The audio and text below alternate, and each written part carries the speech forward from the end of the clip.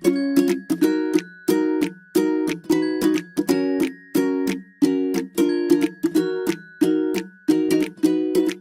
ladies and gentlemen, welcome back. 2016 Dodge Challenger. Customer complaint, it doesn't go forward. Nah, transmission's burnt up. Either way, I did the diagnostic on the transmission, so transmission needs to be replaced. These things are junk, and the good news is they're readily available. So let's jump right into it. Step one, remove the negative battery cable. Skip. I'm skipping it. The trunk is full. I'm not emptying the trunk. We're gonna have to be careful. Ladies and gentlemen, step two, cover that's underneath here. Let's throw something in there. Hang on, let me get situated. All right, ladies and gentlemen, so the next thing I'm gonna do is drain the oil out of the transmission. I'm not gonna leave the camera on for that. Now, I will say one thing. Now, my way of doing this is not gonna be the best way. It's not the only way, it's a way. So I'm not making any claims on anything else. 1, 2, 3, I'm going to try to bring you along with this to see if we can make a pretty decent video out of it. I hope it works out. But anyway, I'm going to drain the oil in the transmission, turn the camera back on. If you're draining the oil out of the transmission, that's a 10 millimeter. You don't have to do that on these here. You don't have to on these. You can if you want to, you don't have to. A little input, absolutely smells like burnt clutch. Now, if you're going to go by service information, you're supposed to mark that. I'm not marking it because my transmission has a flange on it, so there's no need in me marking it because it's never going to go back to that same place because we're not reusing the inner housing that you, on a reman unit, you exchange it. I'm fairly certain of it. I hardly ever use reman units anymore. I put used stuff in most of the time. Anyway, pause you up for just a second, find a wrench. So the bolt is a T50, and if you loosen your parking detent right up there, this is the cable for it, you can now push up on this lever. Let me show you. Well, let me show you if you can see it. I doubt it. You got a frame right in the way, don't you? Yep, it's getting worse. So it'll have to be, I gotta be where you're at. So right now here, if you wanted to move it, you push up on the lever, it moves. You let go of the lever, it locks back in.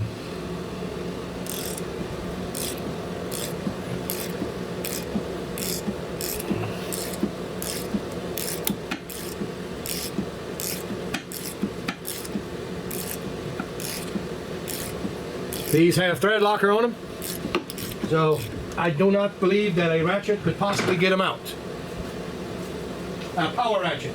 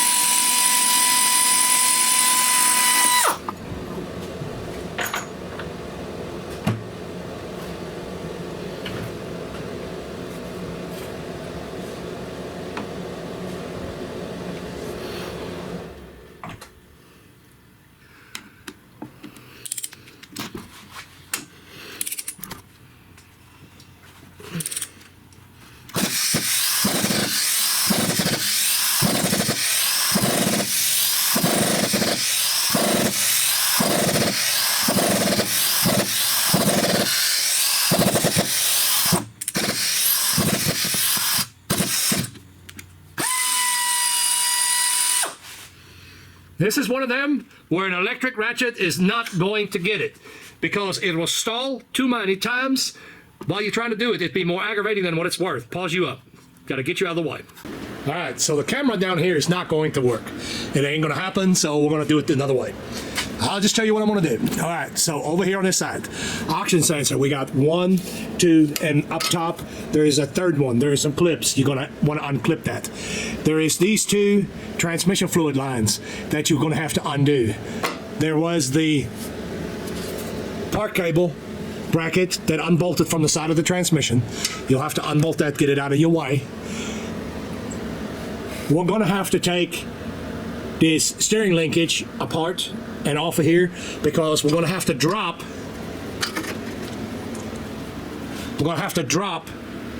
Sorry if I'm yelling. Your steering rack. Okay, so we have to do that. So there's a bolt for it, 13. And then these bolts, these 2 bolts here, and the whole thing can drop. You hang it on something. All you got to do is hang it on something. Undo your power wire, of course. Make sure nothing's going to hit the power if you do what I did, because I didn't unhook the battery. Remember that. On account of the trunk is full. It'll take me about a month to get all the stuff out of it. But anyway, after that, well, I'm going to turn the camera. I'm going to do that, turn the camera back on. So here we go. There's a little bit something extra for you. The oil feed lines, I disconnected them from the block, distribution block, that is. I'm going to just lift these dudes out and make a little bit more of a mess. I want to clean these out anyway. Leave them, as far as everything else, leave them together to where you know how they go back in. But yeah, you're going to make a little bit of a mess, but you get that material out of it and you can flush your lines. It's easy to flush the lines that way. Pause you rock back up. You see, we got the steering rack down. I got the transmission lines off so far. One thing real quick, don't get mad because 6 to 8 weeks from now, this fitting is still going to be dripping. And I guess I shouldn't have said that, since not all of my viewers are native or speak natively English. So what I mean by that, it's going to drip for a long, long time. You're not going to stop it from dripping. That's basically in a nutshell what I'm saying. Both sides will have an upstream O2 sensor bracket. This is the bolt. There's a 13 millimeter nut, and then the bolt is 15 like the others. Passenger side downstream bracket, or downstream oxygen sensor bracket, is back toward the rear of the transmission. 13 millimeter bolts, 2 13 millimeter bolts. Not a problem to get them. Well, that's that one right there. I'm yelling in the camera probably, but anyway. And also, this is also attached. There's another clip over here where I'm pointing, and then the cable is plugged in the back here. It twists it counterclockwise and push on it at the same time. It will come out. So that is the extent, I believe. No, we got one more little clip up here on the very top, right there. That dirt that just went in my mouth. So here is the entire harness that is now loose. You won't be able to see this part right there on top, but I've got a lot of the bolts removed. There's one more to be removed right there, and then there's the top bolts. I'm gonna put you back on the camera, pause you up. Okay, so up until this time, I let the transmission fluid drip out of this block, and now it is time to put the plugs in it. So I put the plugs back in, or silicone plugs in it. This is going to be a difficult shot right there. If you look just past the mount and everything, you see the outline of a bolt. There is 6 bolts. There is 3 blocks with 2 bolts each. Yeah, I can't give you impossible shot. This is gonna be nearly impossible to do. I got 2 bolts out. They're not hard to get out at all, but there is only one place that you can get it. You don't want to turn slow and steady.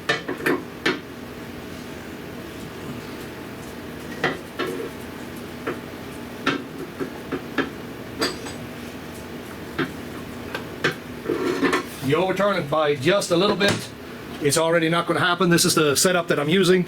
I got this swivel and 13 millimeter socket. Make sure the socket is in good condition. One more thing, for the love of God, do not attempt this with a silly 12-point socket or anything that is standard. Do not attempt it. 13 millimeter on the outside, 15 millimeter on the inside. Remove the rear cross member. 4 bolts, lickety split, it's out. And I'm gonna give you a fair bit of warning. The last 2 bolts in that transmission, you're gonna absolutely hate them. Maybe not so much going out as you will going in with it. Oh, my drive shaft's laying over here to the side. I got to bring the transmission back. There's no way around that. And when it slowly starts bleeding,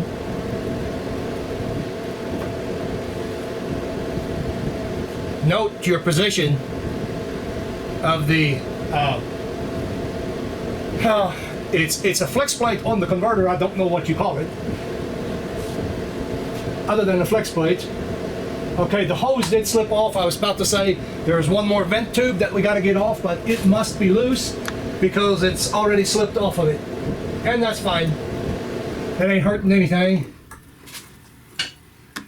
So we've got this bracket up here.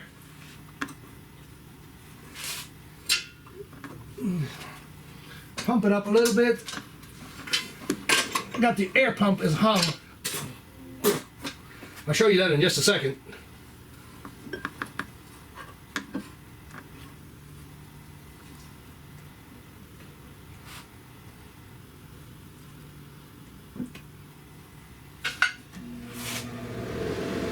This up here is where the hose goes on. That sits right there, and up there, guys, I'm sorry, I can't. My eyes are just shot. I can't really hardly see that little screen on the camera. But anyway, right here, you don't want to really mess that one up.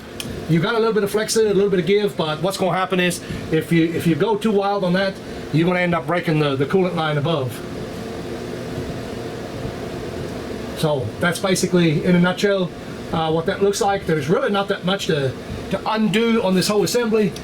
Like I said, you are going to wish these would not be there, that bracket, and these 2 bolts right here are a booger.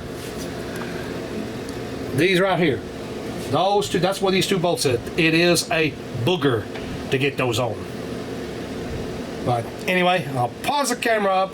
Actually, I'm not pausing the camera up because it's already like 8:30. This is the time where I'm going to close the shop up, and we'll probably upload a part 1 and then make a part 2 out of it.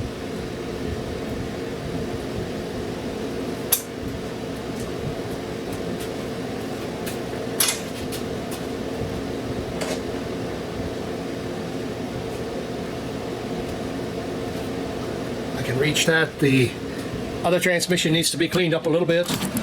That is the unit right there in the floor. Obviously, stating the obvious, they got cut happy. They cut everything, all the plugs and all that good stuff.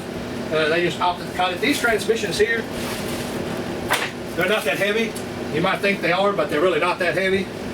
I think that's matter of fact, you know, judging by the weight of it, these things are really light duty transmissions anyway, as far as I'm concerned. But that's just my humble opinion on it. So anyway, I'm gonna pause you up for right now, and we'll call that part 1. Like, subscribe, comments in the comment section. We'll see you on part 2 where we put this assembly back in, and I'm sure we're going to curse the top bolts.